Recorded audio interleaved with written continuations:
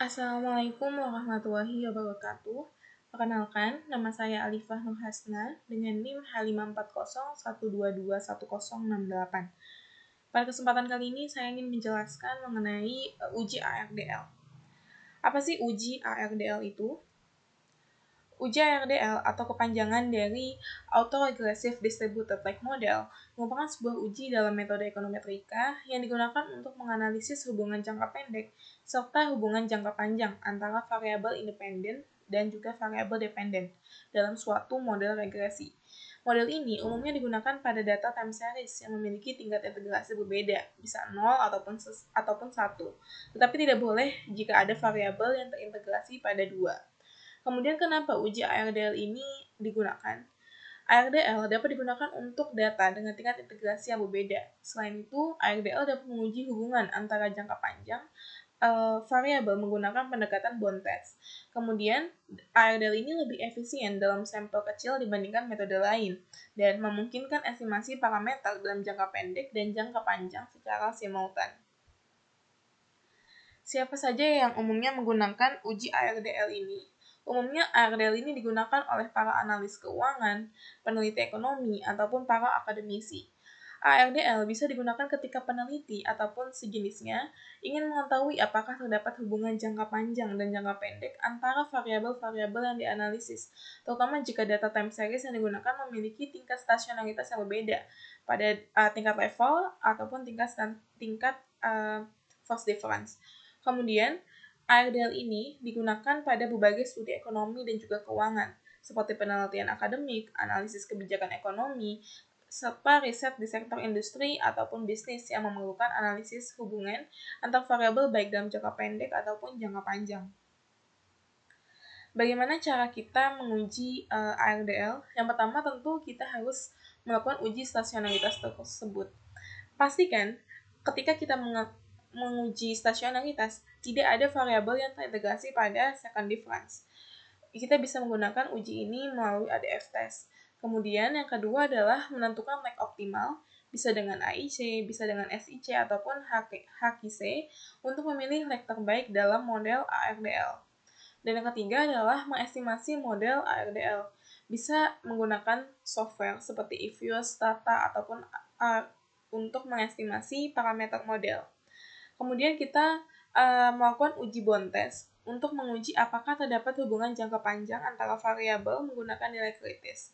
Setelah itu, kita estimasi ECM atau Error Correction Model. Jika terdapat hubungan jangka panjang, maka model ECM ini digunakan untuk melihat penyesuaian variabel dalam jangka pendek menuju keseimbangan jangka panjang. Dan terakhir, melakukan uji diagnostik. Uji ini digunakan untuk melihat apakah dalam model terdapat heteroskedastisitas, autokorelasi, ataupun normalitas untuk memastikan model yang digunakan itu valid atau tidak. Oke, mungkin sekian penjelasan secara singkat mengenai ARDL. Dan sekarang saya akan mencoba untuk mendemonstrasikan bagaimana uji ARDL ini di aplikasi Stata. Nah, di sini saya sudah menyiapkan data mengenai harga emas, inflasi, dan juga permintaan emas pada tahun 2007 sampai tahun 2017. Dan data ini secara kuartal. Selanjutnya kita copy paste aja datanya.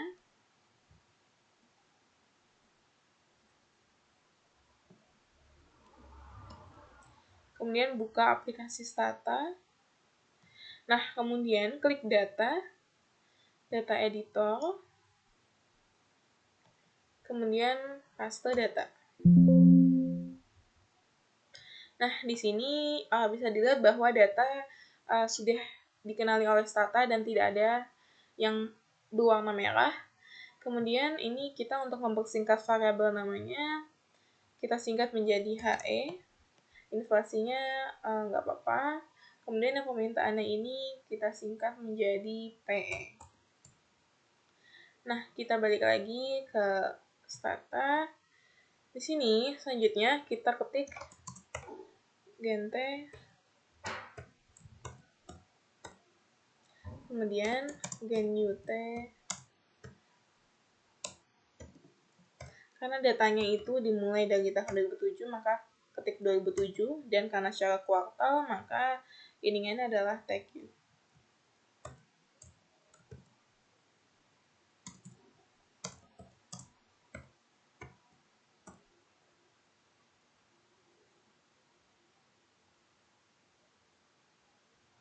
Sebentar, ini ada typo ya.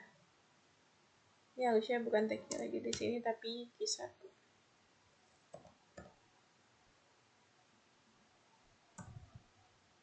Oke, kita cek. Nah, ini datanya sudah ada. Kemudian kita ubah formatnya. Karena ini datanya adalah kuartal, maka kita mengganti menjadi quarterly. Oke. Ini kita balik lagi ke Stata. Nah, selanjutnya kita reset. Ini untuk menunjukkan saja bahwa data ini secara kuartal dan dimulai dari tahun 2007 kuartal pertama hingga tahun 2017 kuartal keempat. Selanjutnya kita akan melakukan uji stasionaritas. Kita bisa menggunakan ADF test. Kita ketik the fuller HE dulu, harga emas. Nah, dapat dilihat bahwa ternyata harga emas ini di stasionaritas level itu belum stasioner. Di tingkat level itu belum stasioner. Di sini dilihat dari nilai p-value-nya masih lebih besar dari 0,05 dan nilai tes statistiknya juga masih lebih besar daripada nilai critical value-nya. Kemudian kita akan mencoba melakukan uji stasionaritas pada tingkat first difference. The fuller d.he. Nah, pada tingkat first difference atau tingkat difference yang pertama dapat dilihat bahwa data sudah stasioner. Data harga emas ini stasioner karena nilai p-value-nya ini sudah kurang dari 0,05 dan nilai tes statistiknya ini lebih kecil daripada nilai critical value-nya. Selanjutnya, lakukan uji ADF pada setiap variabel yang kita miliki. The fuller inflasi. Karena inflasi juga belum stasioner pada tingkat level, kita lakukan lagi pada first difference.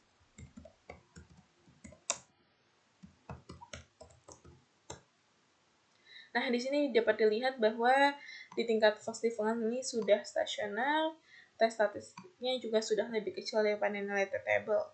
Kemudian kita lakukan lagi pada variabel terakhir. Nah, ternyata pada variabel permintaan emas itu sudah stasioner pada tingkat levelnya. Jadi tidak perlu dilakukan differencing. Oke, selanjutnya kita ingin melihat lag-nya, maka ketikkan search. Karena tadi harga emasnya itu dan inflasi ada di tingkat stasioner yang pertama, maka d.he, d.inflasi, dan PE. Nah, dapat dilihat di sini kita fokus pada nilai AIC-nya. Kita fokus pada nilai AIC dan dapat dilihat bahwa nilai lag-nya ini yang paling kecil itu ada di lag yang pertama. Nih, lag yang pertama, oke?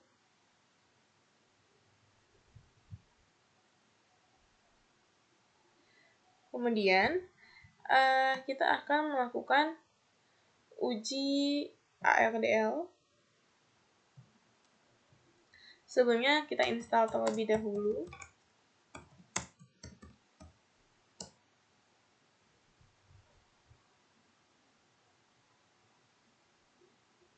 Ini kita tunggu saja.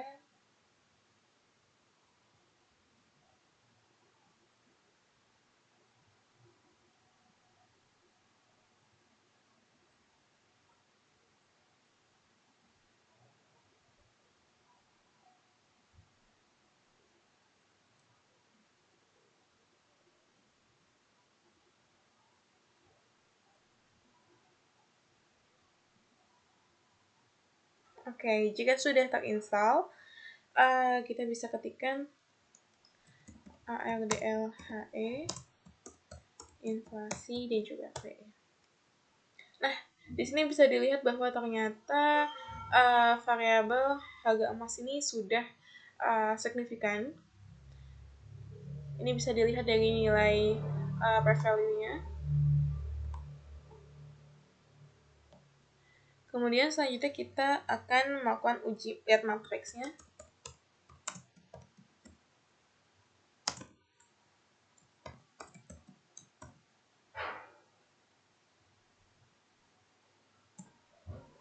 Nah, di sini modelnya itu adalah 2, 0, 0. Kemudian kita ingin melihat batas atas dan juga batas bawahnya. Ketik ARDL, HE, Fasi dan juga PE, likes. Karena model terbaiknya adalah di 200, maka ketikkan 200 isi BTS. Nah, di sini bisa kita lihat bahwa nilai F-nya ini 1,204. Sedangkan nilai batas atasnya itu adalah 6,36. Jika nilai F-nya ini itu lebih kecil daripada nilai batas atas, maka dia menerima H0. Dia menunjukkan bahwa ada hubungan jangka pendek. Kita bandingkan juga pada nilai T-nya ini, itu min 1,683, sedangkan pada batas bawahnya adalah min 4,10. Nilai T-nya ini juga lebih besar daripada nilai batas bawah. Oleh karena itu, maka dalam model ini, itu hanya bisa mendeteksi dalam jangka pendek saja, dan tidak ada kointegrasi. Kemudian kita ingin melihat apakah ada autokorelasi dalam model. Kita ketikkan di sini Estat D. Watson. Nah, pada uji Durbin-Watson ini kita bisa dilihat bahwa nilainya ini adalah 2,13. Nah, semakin mendekati angka 2, maka tidak ada autokorelasi dalam model regresi. Seperti itu. Kemudian, kita akan melihat apakah dalam residualnya ini ada autokorelasi atau tidak. Kita ketikkan di sini Estat B. Godfrey.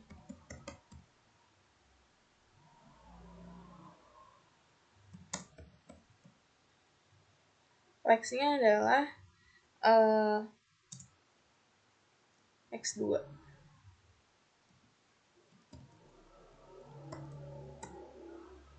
Nah, di sini bisa dilihat juga bahwa nilai p-value-nya ini itu lebih besar daripada 0,05. Maka tidak ada cukup bukti untuk menolak H0. Oleh karena itu, tidak ada autokorelasi yang signifikan dalam residual regresi. No serial correlation. Kemudian, kita coba untuk install White-nya, karena kita ingin melakukan uji apakah model ini mengandung heteros atau tidak. SSC install.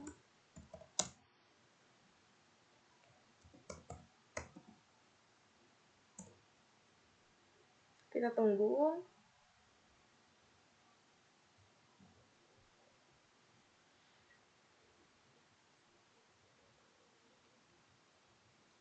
Nah, kalau sudah, kita ketikkan lagi di sini Estat White. Estat Invest White. Kemudian enter. Nah, ini bisa dilihat bahwa nilai heterosnya ini lebih besar daripada 0,05. Karena lebih besar daripada nilai 0,05, maka tidak ada bukti yang dapat kita katakan cukup lagi untuk menolak H0, sehingga tidak ada heteroskedastisitas dan juga varian residualnya ini dalam model tersebut ini stabil, sehingga tidak perlu dilakukan koreksi lain. Selanjutnya kita coba install lagi Fusion 6.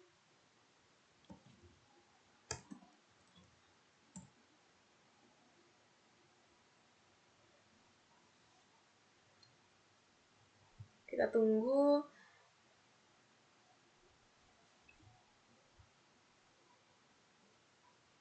Kemudian kalau sudah terinstall, kita ketikkan choose.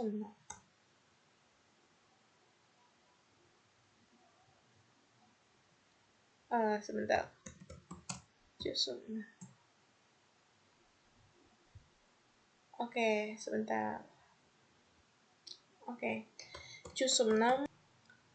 Oke, selanjutnya di sini kita ketikkan ya. Jusum 6 ditambah variabelnya.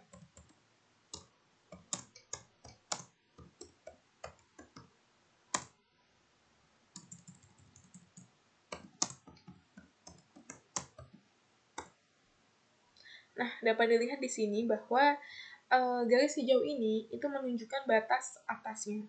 Kemudian garis hijau bawah ini menunjukkan batas bawahnya. Sehingga seharusnya model yang kita uji ini harus berada dalam area warna hijau ini. Tetapi ternyata dapat dilihat bahwa ada beberapa titik yang berwarna merah ini yang keluar dari batas bawahnya. Oleh karena itu dapat dikatakan bahwa model yang kita uji ini tidak stabil. Mungkin ada beberapa waktu dalam variabelnya ini itu mengalami perubahan struktural dalam variabel dan sehingga dibutuhkan penyesuaian lagi dalam mengatasi model regresi ini. Oleh karena itu, mungkin cukup sekian dari saya. Terima kasih. Wassalamualaikum warahmatullahi wabarakatuh.